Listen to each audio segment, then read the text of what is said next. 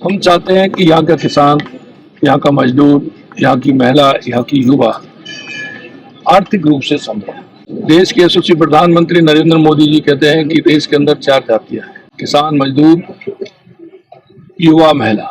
अगर इनका उत्थान होगा तो हमारे प्रदेश का, हमारे देश का उत्थान। किसान खुशहाल कैसे रह सकता है, युवा अपने पैरों पर खड़ा कैसे हो सकता है, हमारी माता बहनें कैसे आत्मनिर्भर बन सकती है। गांव गांव जाकर के गांव की क्या मूलभूत समस्या उन पर फोकस करेंगे। माताएं बहनें राजीविका के माध्यम से लखपति दीदी कैसे बन सकती है। युवा पढ़ करके सरकारी नौकरी भी ले, प्राइवेट क्षेत्र में भी उसको रोजगार मिले और वो अपने पैरों पर स्वयं के रोजगार से कैसे खड़ा हो सकता है, इस पर हमारा फोकस है। देखिए, हमारा ये बागड़ का क्षेत्र है, डूंगरपुर बांसवाड़ा हमारा बहुत ही प्रमुख जिले। यहाँ की संस्कृति, यहाँ की विरासत, यहाँ के लोगों की पहचान।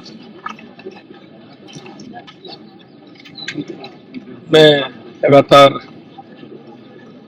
आज मुझे तीसरा दिन, मैं बांसवाड़ा जिले में भी ग्राम चौपाल में गया, डूंगरपुर जिले में भी कल से मैं ग्राम चौपाल में हूँ। हम चाहते हैं कि यहाँ का किसान, यहाँ का मजदूर, यहाँ की महिला, यहाँ की युवा आर्थिक रूप से समृद्ध। देश के यशस्वी प्रधानमंत्री नरेंद्र मोदी जी कहते हैं कि देश के अंदर 4 जातियां हैं: किसान, मजदूर, युवा, महिला।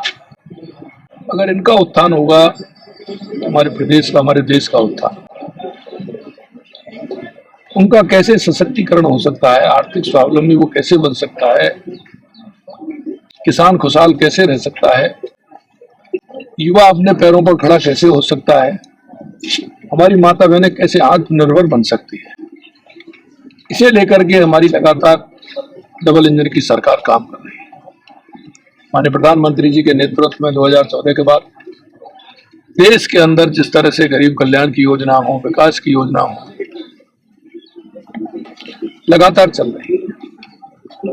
हम चाहते हैं कि उन योजनाओं का फायदा आम ग्रामीण को, गरीब को, मजदूर को, किसान को, महिला को, युवा को उसका फायदा मिले। और इसलिए हमारी सरकार ने निर्णय लिया है कि हमारे सभी मंत्रीगण, सभी विधायक, सभी सांसद, सभी जनप्रतिनिधि, सभी हमारे पार्टी के कार्यकर्ता गांव गांव जाकर के गांव की क्या मूलभूत समस्या उन पर फोकस करेंगे।